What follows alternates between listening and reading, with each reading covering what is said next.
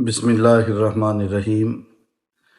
آج کی یہ ویڈیو ہمسایوں کے حقوق جو اللہ رب العزت نے اس کے پیارے محبوب نے قرآن و حدیث میں بیان کیے ہیں، اس حوالے سے عرض کر رہا ہوں۔ اللہ رب العزت اپنے پاک قرآن میں سورۃ النساء میں ارشاد فرماتے ہیں وَاعْبُدُوا اللَّهَ وَلَا تُشْرِكُوا بِهِ شَيْئًا وَبِالْوَالِدَيْنِ إِحْسَانًا وَذِي الْقُرْبَى وَالْيَتَامَى وَالْمَسَاكِينِ وَالْجَارِ ذِي الْقُرْبَى وَالْجَارِ الْجُنُبِ۔ سورۃ النساء آیت نمبر 36۔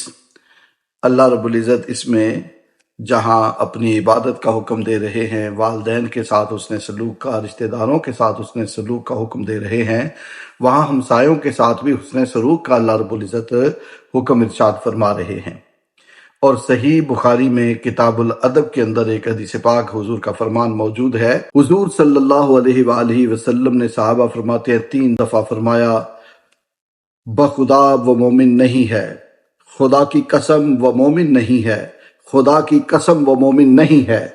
حضور نے جب 3 دفعہ ارشاد فرمایا، صحابہ فرماتے ہیں ہم نے عرض کی یا رسول اللہ یا حبیب اللہ، کس کے بارے میں آپ ارشاد فرما رہے ہیں کہ وہ مومن نہیں؟ حضور فرمانے لگے وہ شخص جس کا ہمسایہ اس کی شرارتوں سے محفوظ نہ ہو۔ اللہ اکبر۔ تو اپنے ہمسائے جو ہیں ان کے ساتھ اس نے سلوک کرنا چاہیے، ان کے ساتھ نیکی کرنی چاہیے، ان کے ساتھ بھلائی کرنی چاہیے، ان کا احترام کرنا چاہیے اور ان کی ضرورتوں کا خیال رکھنا چاہیے۔ وہ حدیث پاک بھی ہے نا، حضور صلی اللہ علیہ وآلہ وسلم نے ارشاد فرمایا کہ وہ مومن نہیں جو خود پیٹ بھر کے کھائے اور اس کا ہمسایہ بھوکا رہے۔ اللہ اکبر۔ آج معاشرے میں حال کیا ہے، ہم کسی کو دے تو کچھ نہیں سکتے لیکن اس کا دھیان رکھتے ہیں اس کے پاس کہاں سے آتا ہے، اور اس کے بارے میں بڑی جاسوسی۔ حالانکہ اللہ تعالیٰ نے ارشاد فرمایا وَلَا تَجَسَّسُوا وَلَا يَغْتَبْ بَعْضُكُمْ بَعْضًا، ایک دوسرے کی جاسوسی نہ کرو اور ایک دوسرے کی غیبت نہ کرو۔ ہمیں حکم یہ ہے، اور ہمسائے کے بارے میں تو حکم یہ ہے کہ اگر تم کھانا پکاتے ہو تو حضور نے فرمایا شوربہ زیادہ کر لو تاکہ جو ہمسایہ ہے اس کے گھر میں بھی بھیج سکو۔